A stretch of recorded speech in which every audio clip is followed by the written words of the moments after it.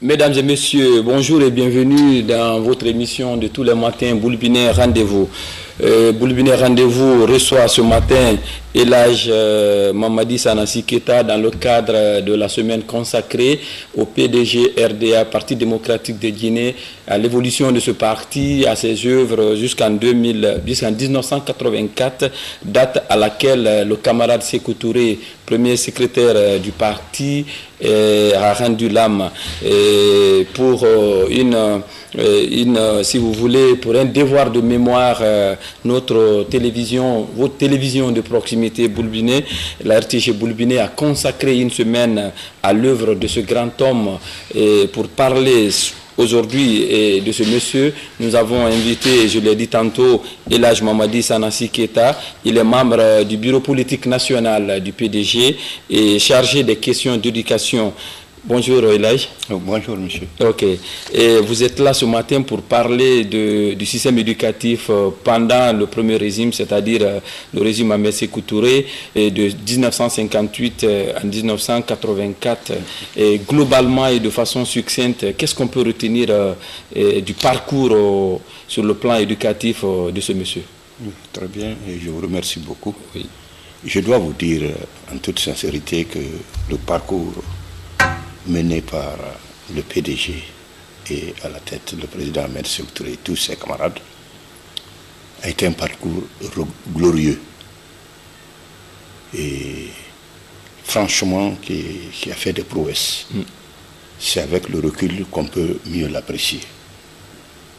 Vous savez, en 1958, la Guinée n'avait pas de cadre. Moins de 12 universitaires en 60 ans de présence française en Guinée. C'était des cadres moyens.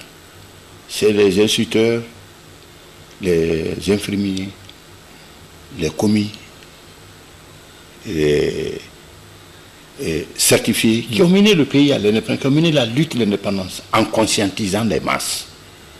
C'est ce qui nous a amené à l'indépendance. C'est le résultat du bilan de la colonisation. Le bilan de la colonisation. 12 cadres supérieurs. Supérieur, licence seulement, quand je dis supérieur, c'est peut-être licence seulement, doctorat, je n'en connais pas.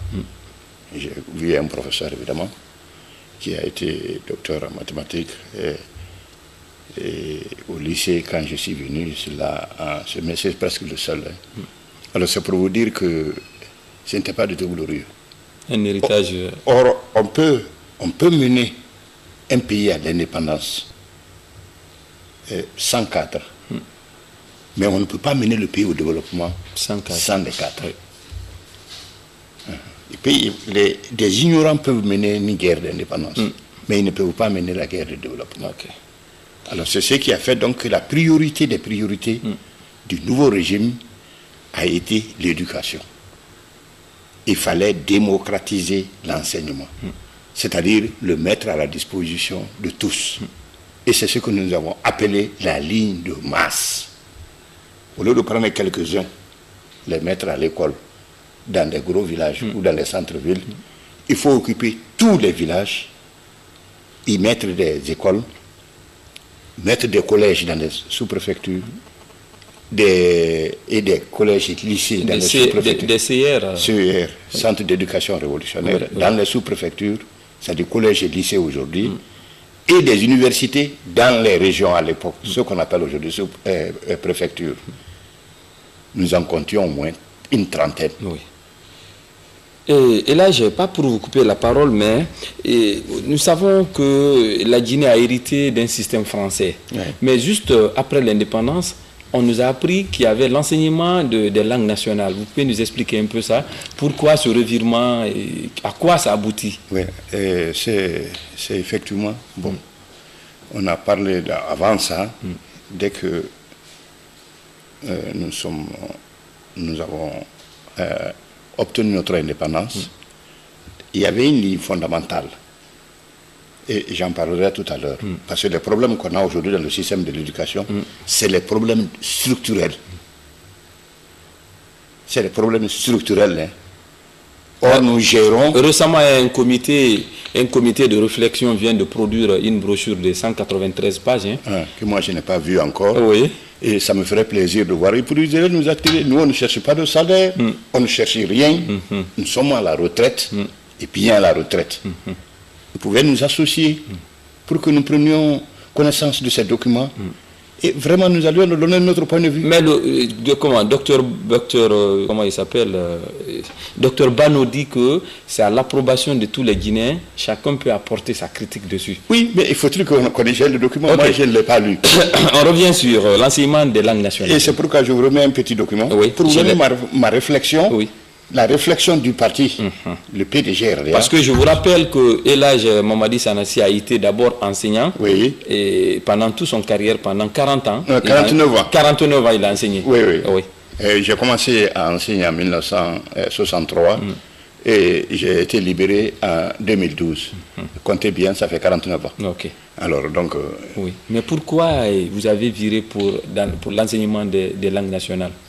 Bon, vous tombez brutalement dans le sujet. Oui, allons-y. Oui, c'est-à-dire que l'éducation, quand nous avons eu l'indépendance, 58, la priorité des priorités, il fallait que le pays soit réellement décolonisé dans les mentalités, décolonisé dans toutes les structures qu'on a héritées du colonialisme. L'indépendance totale. C'était une indépendance totale.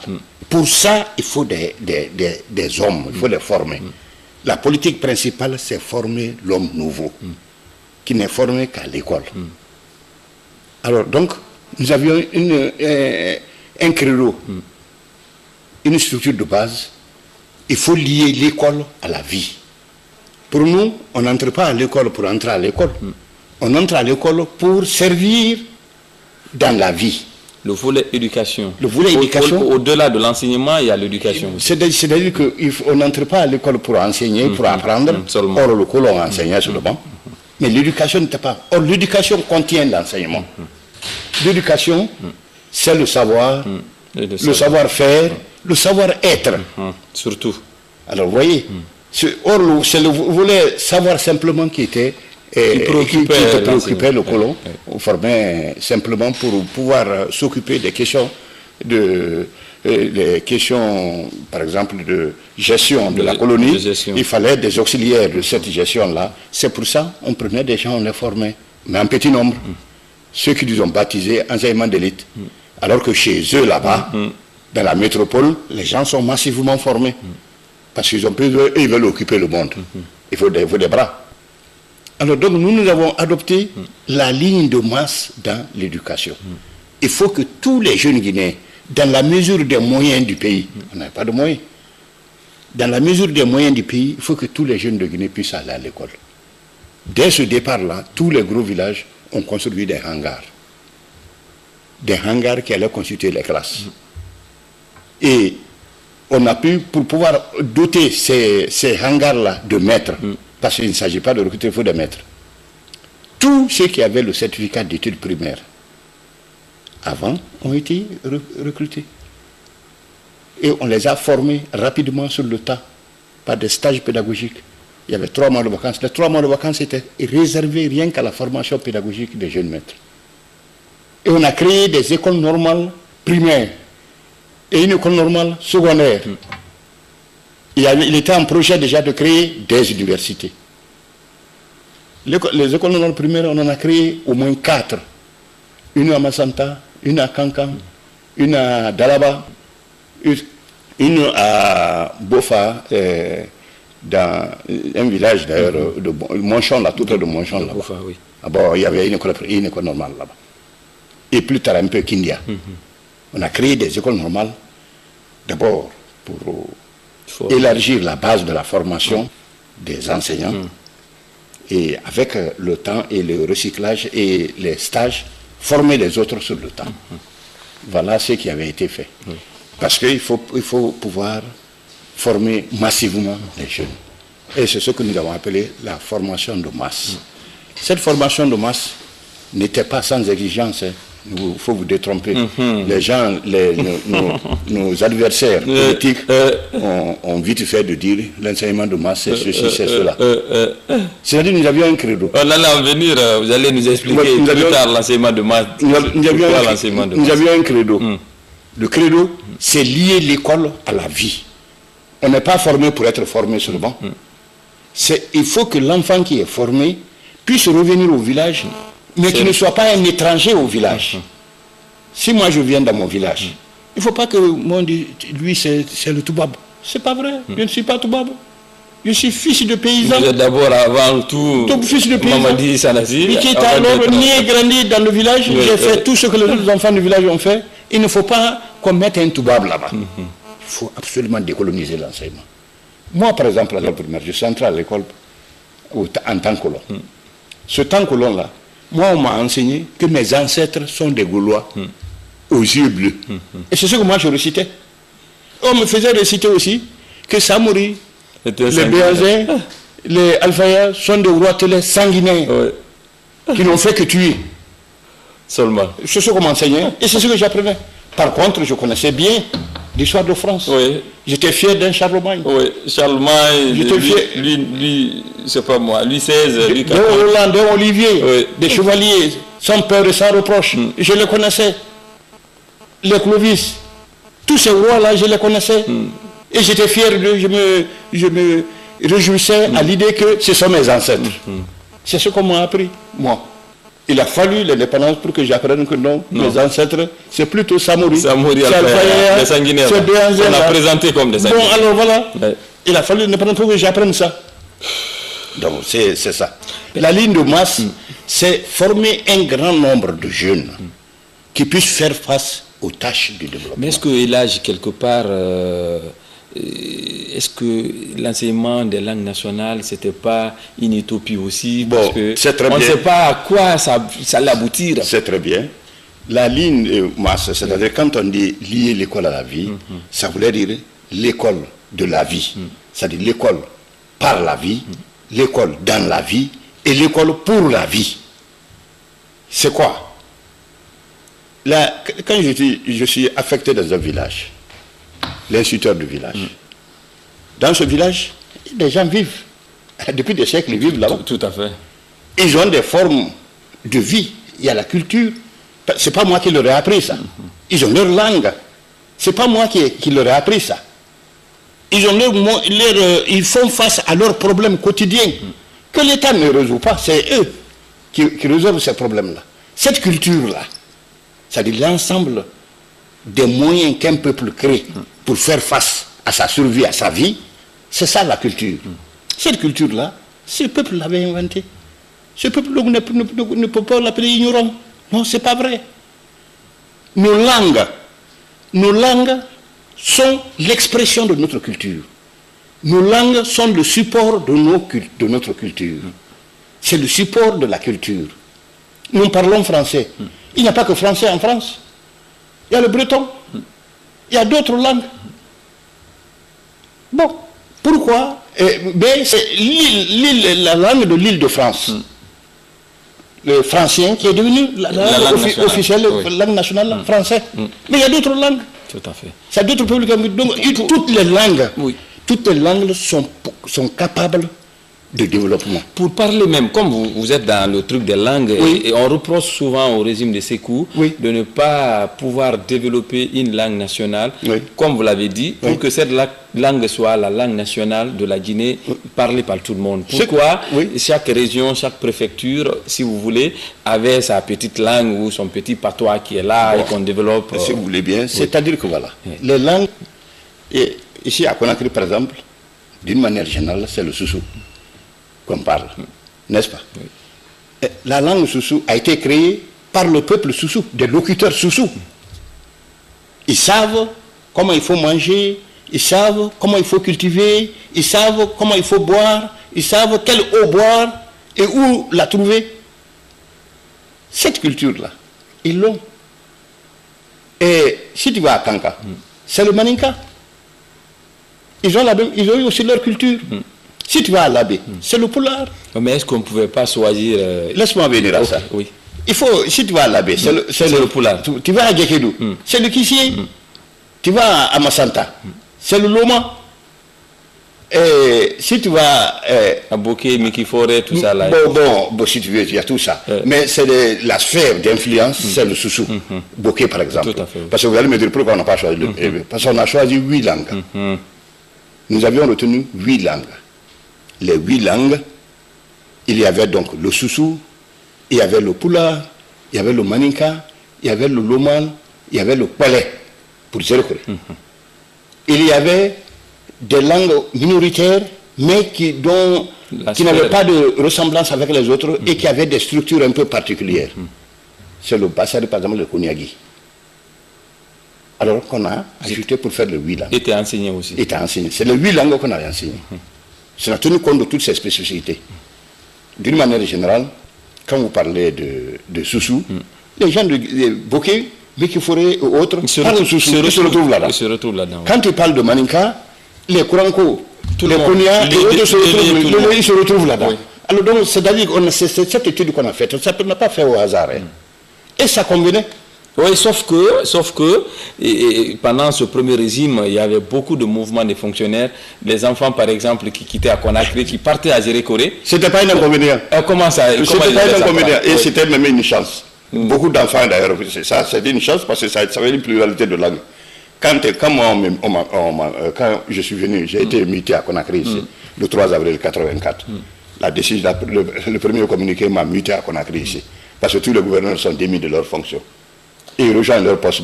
Vous étiez où en ce moment? J'étais à Guéguédou. Comme gouverneur. Donc j'ai été démis, je suis revenu à Conakry. Et je suis avec mes enfants qui ne parlaient pas le Soussou. Mais aujourd'hui, ils parlent mieux Soussou que moi. Et puis, cette langue-là, ça c'est facile. Toute langue a ces vecteurs-là pour pouvoir enseigner ça. Mais on le fait pratiquement, oralement, et on ne structure pas. L'enseignement des langues nationales, satisfaisait l'école de la vie. C'est-à-dire que toutes nos langues-là, aujourd'hui, ce que je vous dis, on a mis le pays en retard en bloquant les langues. On a mis le pays en retard. C'est un retard, je vous le dis. Si on vous associait à ce comité de réflexion, est-ce que vous... J'allais donner mon point de vue. Vous auriez souhaité que l'enseignement des langues nationales continue en Guinée? Et je vais vous dire quelque chose. Aujourd'hui, au moment où je parle, je suis à la télévision, les gens me voient. Tous les enseignants,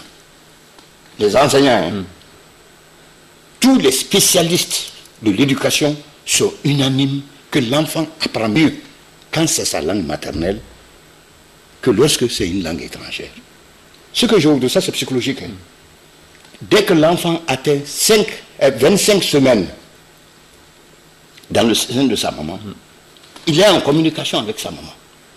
Les chants de sa maman, les lectures de sa maman, les paroles de sa maman, les mots de sa maman lui viennent. Et son psychisme s'ouvre sur ça. Oui. C'est ce qu'il reçoit en premier lieu. Quand cet enfant naît, la preuve qu'il a suivi, qu'il n'était pas, c'est pas à partir de sa date de naissance seulement, qu'il a suivi ce que sa maman vivait comme langue, les chants que sa maman chantait, la musique qu'elle écoutait. Dès qu'on met ça, lorsqu'il pleure, dès qu'on met ça, là, il commence à être gay. Il se rappelle, il se dit, ah oui, j'ai écouté, c'était. Ça veut dire que la communication commence au sein de la maman. C'est pourquoi la maman a donné le nom à la langue maternelle. Maternelle, oui. C'est elle qui donne la langue à l'enfant. On ne dit jamais langue paternelle. Bon, Hein. bon, alors donc si jamais. Alors que c'est le papa qui... Alors si vous donnez la connaissance par ce biais-là, ça rentre plus facilement parce que le psychisme est ouvert déjà à ça. Il est déjà prédisposé à ça. Les connaissances rentrent plus facilement que si tu lui donnes une nouvelle langue. C'est comme tu prends une calebasse que tu recourbes. Tu mets de l'eau là-dessus, ça va couler ou pas? Ça va couler. Mais si tu ouvres, ça va rentrer là-dedans. Bon, alors c'est comme ça. Donc tous les spécialistes de l'éducation aujourd'hui sont d'accord, y compris en Guinée ici. Ils le savent, ils ne le disent pas, mais ils le savent. Ce que je dis là, ils le savent. Ils savent que l'enfant apprend mieux la langue seconde quand il apprend sa langue maternelle. Si je veux bien parler français, il faut que je commence par parler maninka. Dans ce cas, je parlerai très bien français. Je vais vous donner des exemples. En 1968, c'est la date officielle du lancement des langues nationales. 2 août 1968 à Kankan.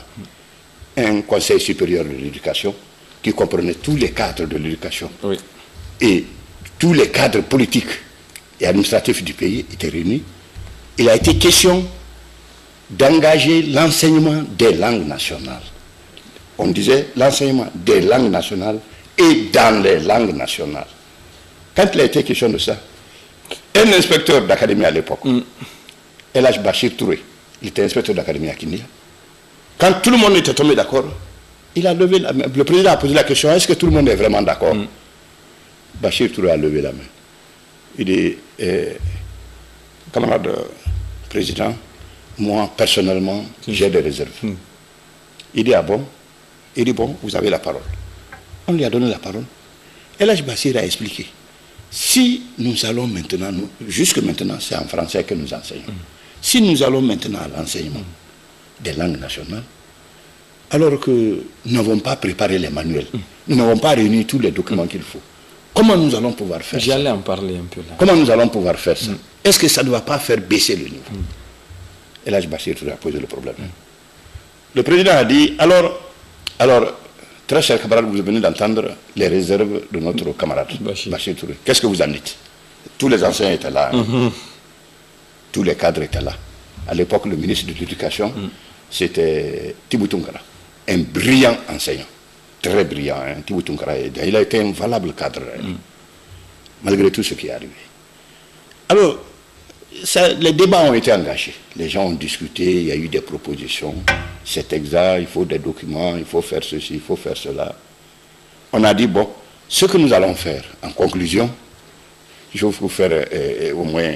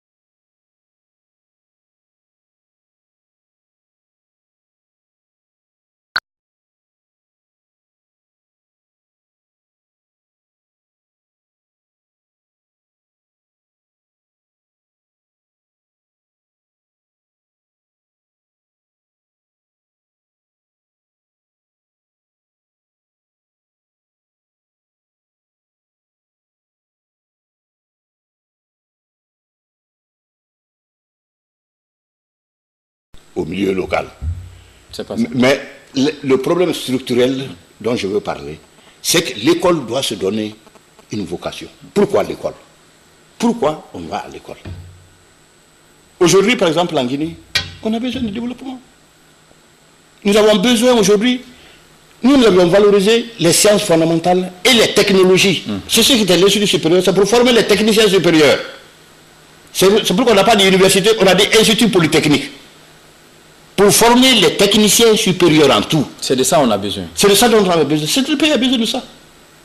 Et il y avait des instituts un peu partout. Institut agronomique, de recherche par exemple, à Foulaïa, institut vétérinaire, institut de Kilisi pour la culture du riz. À Kindiala, Kilisi, c'était pour la culture du riz. Des institutions d'enseignement supérieur et pour la recherche scientifique. L'Institut Pasteur, à Kindiala encore, et qui a formé, qui a fait beaucoup de vaccins d'ailleurs, contrairement à ce que les gens racontent, l'Institut Pasteur, évidemment, les Français en Arabe avaient détruit beaucoup de choses, mais on a remplacé après. Ça a été remplacé après. Nous avons aujourd'hui l'Institut de Rogané, là par exemple. Rogané, on voit dans tous ces pays, à part l'Afrique du Sud, tu ne trouves pas un institut de recherche océanographique comme Rogané. À part l'Afrique du Sud. Ah oui. Il n'y en a pas. C'est-à-dire que nous étions en avance, on était réveillés avec le jour. L'ennemi de classe s'est mis à raconter des histoires, à dormir debout, pour vous endormir votre conscience. Et pour nous amener là où on est. Parce qu'aujourd'hui, on est parmi les derniers. Parce que l'école forme des chômeurs. Ça ne va pas. Il était question, parce que je me rappelle d'un CNRO, on a à débattre. Le président a dit que ce n'est pas juste de former un enfant et de le laisser à l'abandon. Ou de former un enfant, puisque l'administration aura besoin de quelques-uns, comme administrateurs, comme enseignants, comme médecins, les prendre et laisser les enfants des autres comme ça à l'abandon. Que ça c'est injuste. Que dans ce cas-là, il faut que le salaire qu'on donne à son frère qui est administrateur, ou qui est infirmier, ou médecin, ou qui est professeur, il faut qu'on lui donne le même salaire, parce qu'il est guinéen aussi. Qu'est-ce qu'il faut faire? Il faut les organiser, leur donner un capital, et les mettre en activité. Si quelqu'un refuse maintenant de faire cette activité, là ce n'est plus mou, tu es libre à toi d'aller faire ce que tu veux. Que ce soit dans le domaine zootechnique, que dans le domaine agricole. Il faut absolument les équiper, il faut leur donner des engins, il faut leur donner des semences, il faut leur donner du carburant, il faut les prendre en charge au départ, qu'ils cultivent. Alors, si aujourd'hui, on donnait des tracteurs à tous les jeunes chômeurs, on leur donnait des tracteurs, tu crois qu'ils vont laisser? Ils laisseront. Mais ils vont prendre, mais sauf que pendant le premier régime, malgré les FAPA et les trucs de production que le régime a créés, on a mené des tracteurs. Il paraît que les tracteurs là ont pris d'autres chemins. Non, c'est-à-dire que le pays, là, en ce temps-là, l'État était en avance sur la mentalité des populations. Les gens ont considéré ça comme pour voyager là-bas. Moi j'ai été, je vais te conter une scène, j'ai été à Sikasso. C'était au cours de, vous savez, nous allions faire le club Ahmed Séoutonal, le célébrer à Bamako. En une année, en 2008, j'ai été à Sikasso. Je vois un tracteur là-bas, PRL de Denguédou. Denguédou, c'est un village de Guéguédou. Moi, j'étais fédéral là-bas, j'étais gouverneur, donc je connais bien le PRL, j'ai dit PRL de Denguédou. Ça, c'est une machine de la Guinée. C'est une machine de la Guinée. Comment ça? Ça veut dire que le tracteur que j'ai retrouvé... Les Maliens m'ont dit, la Guinée, ça dit que vous ne connaissez rien. Oui, oui. Ça, si vous êtes un bon président, mais vous ne savez pas. Nous, aujourd'hui, on est en train... Eux, ils ont fait des forges. Là-bas, les pièces, c'est eux-mêmes qui les forgent. Il faut voir ce que ça fait. C'est-à-dire que ça allait venir. C'est avec le temps que ça allait venir. Les gens allaient comprendre. Il faut manger. Il faut manger. On ne peut pas rester sans manger. On ne peut pas tendre la main. Celui qui te donne à manger, qui te nourrit, mais c'est lui qui te tient. Tu es son esclave. Alors, voilà le problème. Et là, nous nous acheminons vers la fin de l'émission, mais en tant que pédagogue, un enseignant, quel regard aujourd'hui portez-vous sur l'école guinéenne, en gros? Tout le problème de notre école, aujourd'hui, c'est le manque de vision. Il faut une vision pour l'école. De quelle vision vous voulez? La vision que je veux, que nous nous retrouvions en tant que patriotes. D'abord patriotes. Il faut aimer le pays. Il faut aimer le pays. Qu'on se retrouve, qu'est-ce qu'il faut faire pour nos enfants? Absolument, il faut les former. Mais quand on les forme pour les former, les abandonner dans la rue. Qu'est-ce qu'il faut en faire? quelle destination il faut donner à leur formation. Aujourd'hui, l'enseignement se situe au niveau de la licence. LMD, le système LMD. Bon, c'est la licence seulement. Mais master là, et doctorat là, ça ne se fait plus. Ça ne se fait plus. Nous n'avons pas de professeur d'enseignement supérieur. Ça, je vous le dis, hein. Moi, je vous l'apprends parce que je vis en Guinée ici. On n'a pas de professeur d'enseignement supérieur. On n'en a pas. C'est les anciens qu'on est en train de recycler, qu'on ne peut pas envoyer à la retraite. Si on les envoie à la retraite, les universités vont fermer. Ils sont là, les camarades de mon âge, 70 ans, 71 ans, 75 ans, un camarade est mort l'autre jour. Qui continue à enseigner. S'ils ne sont pas là, qui va enseigner? Il n'y a pas, on ne forme pas. Alors qu'en notre temps, je t'ai dit que les meilleurs étaient recrutés d'abord, ceux qui font les meilleurs diplômes, mention bien, très bien, excellent, c'est eux qu'on reprenait tout de suite. On leur accordait des bourses d'enseignement supérieur pour aller se former et revenir maintenant comme docteur ou plus. Alors, ils venaient de professeurs de rang magistral. Maintenant, c'est les professeurs de lycée, ceux qui sont formés pour les lycées, qui sont en train de tenir les universités. Et les gens qui, puisque c'est l'État qui paye ces universités et richement, eux maintenant, ils commandent quelques professeurs à Abidjan, à Dakar, en France, pour venir donner quelques cours magistraux. Mais le reste est tenu par les professeurs de lycée. Voilà la réalité d'aujourd'hui. Est-ce que c'est ça qui va continuer pour notre pays? Nous allons continuer à former des gens au rabais. C'est aujourd'hui qu'on forme au rabais. Puisque tous les enfants s'arrêtent à la licence. C'est l'attaquant qui a remise de diplôme. C'est quoi? C'est la licence. C'est la licence, justement. 2 ou 3 ans après le bac. Qu'est-ce qu'ils connaissent? Ils ne peuvent pas enseigner. Ils ne connaissent pas. Voilà, on a abaissé maintenant le niveau. À notre temps, ce n'était pas abaissé. Mais qu'est-ce qu'il faut? Qu'est-ce qu'il faut? Il faut refonder cette école avec une nouvelle vision. Quelle est la position du PDG aujourd'hui? C'est ce que je viens de dire, une nouvelle vision. Le PDG n'apporte d'autres propositions qu'une nouvelle vision pour notre école. Parce que l'un des acquis quand même il faut tirer les leçons de ça.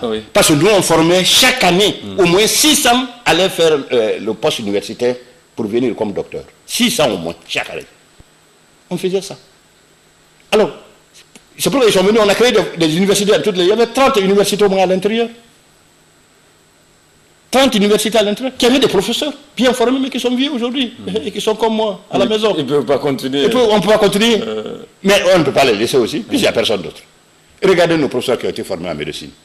C'est eux qui tiennent, tous ces grades de professeurs là, qui enseignent en médecine. Ils sont tous dans les cliniques privées. Vous allez à l'hôpital, vous ne les trouvez pas.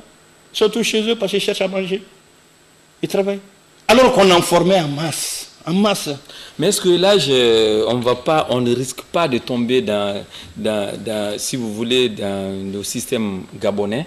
Parce qu'au Gabon, on nous a appris que quand le pays a fait l'ouverture, pendant que les autres pays africains étaient fermés, et les étrangers sont venus, ils ont développé, si vous voulez, la médecine, des trucs au Gabon. Mais après tout, quand ces étrangers se sont retirés, le système s'est affaissé. Non, attention. Le cas du Gabon. Oui. Il y a combien de médecins guinéens au Gabon? C'est ce que j'ai dit. Combien de médecins guinéens qui sont formés ici par nos universités? Est-ce qu'on ne risque pas de tomber dans ce système-là après? Ça dit ce que je veux dire. On fait appel aux étrangers, ils vont venir. Non, nous on ne fait pas. L'étranger, ça se paye. Il ne fait pas appel aux étrangers pour venir. Nous, on avait abandonné ce système de faire appel à l'étranger. Non, maintenant, là, j'ai dit. Ah bon, mais si on dit de faire appel aux étrangers, j'ai dit la refondation de l'école. La refondation de l'école est un projet qui compose. Quand on pose la solution, ce n'est pas moi seul qui la trouve. C'est l'ensemble des Guinéens patriotes, y compris les spécialistes de l'enseignement supérieur. Parce que moi, je ne suis pas un spécialiste de l'enseignement supérieur. Les spécialistes de l'enseignement supérieur, on se retrouve, on trouvera une solution. La solution sera trouvée. Le Guinéen est un homme doué. Si nous nous réunissons réellement, est-ce que notre système va continuer comme ça? Rien que les licences. Tous les enfants licence. Tous les enfants licence seulement. Ça suffit ça? Autant que l'on sait ça, c'était les licenciés. Et ce qu'on appelle universitaire, ceux qu'ils appellent universitaires, là, les intellectuels, c'était licenciés seulement. Licence 2-3 ans après le bac. C'était eux. Alors qu'en France, là-bas, en Allemagne, ils forment jusqu'à la fin. Comme nous nous acheminons vers la fin, Elhadj, aujourd'hui, beaucoup de manuels foisonnent nos écoles. Et qu'est-ce qu'il faut? Quel manuel il faut pour l'école guinéenne? Oh bon, ça c'est un autre problème. Oui. avant le manuel, il faut le programme. Oui. Le contenu de l'enseignement. C'est le contenu de l'enseignement qui demande le manuel, qui dira si tu dis je veux tel enseignement. On a pris le flamboyant, on a pris beaucoup de manuels. Oui, oui. Chaque année, c'est j'ai vu de nouveaux manuels. J'ai vu tous ces manuels-là, mais ce qui est important, c'est le contenu des programmes. C'est les programmes qui vont guider les gens pour les manuels à obtenir. Si je dis par exemple, je veux donner que mes enfants aient tel niveau en mathématiques, après 9 ans, après 10 ans, après 15 ans, à l'école, il faut qu'ils aient tel niveau.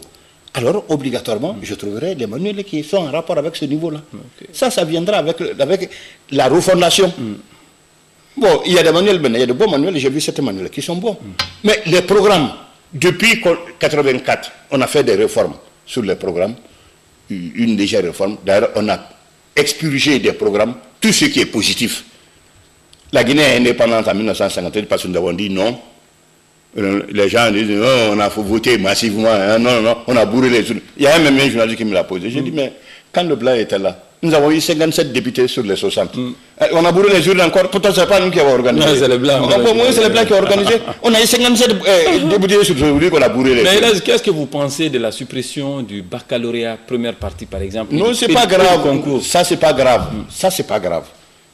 Tout ça, c'est des réformes à l'intérieur du cursus de la formation.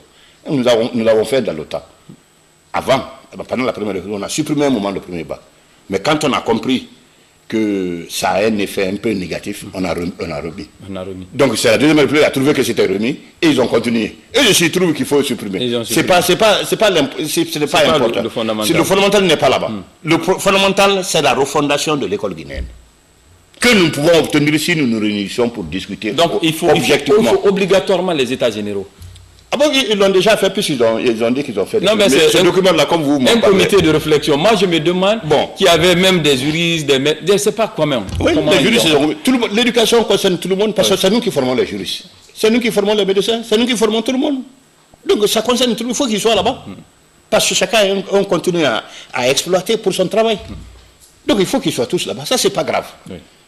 Le grave, c'est élargir, que ce soit des patriotes qui aiment le pays. Okay. Qui aiment le pays, qui disent qu'est-ce qu'il faut pour nos enfants. Est-ce qu'il faut-il continuer à les former, les jeunes? C'est un danger, hein, je vais vous dire, tous les pays africains, hein, la jeunesse qui chôme là, ça c'est un danger. Hein, pour tous les politiques, personne n'est assuré de garder son fauteuil avec ce chômage de masse là. Parce qu'ils sont en train de faire des chômeurs massivement. Ce chômage de masse est une insécurité pour tout le monde. En premier lieu, les dirigeants politiques. Et là, comme la causerie tend vers sa fin, oui. Votre dernier mot, votre conseil aux millions de téléspectateurs. Ce que je veux dire à tous les Guinéens, c'est qu'il n'y a pas de développement sans une bonne éducation. L'éducation est la pierre angulaire du développement. C'est l'industrie première de toutes les industries. Il faut former l'homme. C'est-à-dire que, on parle de bauxite. On parle de fer, on parle d'or, on parle de diamant. C'est pas ça. C'est une richesse, c'est vrai. Mais la première richesse, c'est les hommes. Le Japon n'a pas ça. Mais il est plus développé que tous nos pays. Les deux Corées. Bon, les deux Corées ont beaucoup moins de richesse naturelle que nous. Mais ils ont valorisé la richesse humaine. Sans rien, on peut ne rien avoir. Si on est bien formé, on se tirera d'affaire. Il faut qu'on remette l'éducation en honneur. En notre temps, nous disions que l'enseignant, c'est le militant d'honneur de la Révolution. Vous avez trouvé ça ridicule. Mais c'est ça la vérité. Sauf qu'ils étaient maltraités. Ils n'étaient pas maltraités. C'était l'économie du moment. C'est ce qu'on avait. Ils n'étaient pas maltraités. Moi, j'ai vu que ça, j'ai eu un salaire de 3 000 célis par mois. C'était mon salaire. Mais franchement, j'ai formé des jeunes qui me sont reconnaissants, qui m'ont donné des voitures après. J'ai formé des jeunes qui m'ont donné des voitures après. Ce que je dis ici, je mens, des gens le savent, puisqu'ils me connaissent. Des gens que j'ai formés à 3 000 célis. Le salaire, oui, ils m'ont donné des voitures après. Et là, nous tendons vers la fin de l'émission. Mesdames et messieurs, la causerie était tellement intéressante que l'heure nous a pris. Nous étions avec M. Mamadi Sanassi, Elhadj Mamadi Sanassi Keita. Il est membre du bureau politique national du PDG RDA. Avec lui, nous avons parlé dans le cadre de la semaine consacrée au PDG, parlé du système éducatif pendant le premier régime. Et nous avons évoqué évoqué la situation de l'enseignement de masse, la situation des bourses, la situation de la production, bref, tous les ingrédients qui associés au système éducatif de la Première République. Il ne reste plus qu'à vous dire merci, Elhadj. Bon, merci bien. Et peut-être à vous revoir bientôt. Il n'y a aucun problème. Et votre document là, il faut me le donner. Il n'y a pas de problème. Dans notre numéro, on va vous passer l'email du comité de réflexion pour que vous rentriez en contact avec eux. Il n'y a pas de Comme problème. ça, vous allez apporter votre grain de sel au travail. Malgré mon âge, Oui. j'ai un email. Okay. Donc, ils n'ont qu'à, quand s'ils me le demandent, je vais leur donner mon email et ils vont me l'envoyer. On va contacter Dr Bano, qui est un élément essentiel de ce groupe de réflexion. Oui. Mesdames et messieurs, vous nous avez suivis depuis 10 heures. Il ne reste plus qu'à vous dire merci, à la semaine prochaine. Merci bien.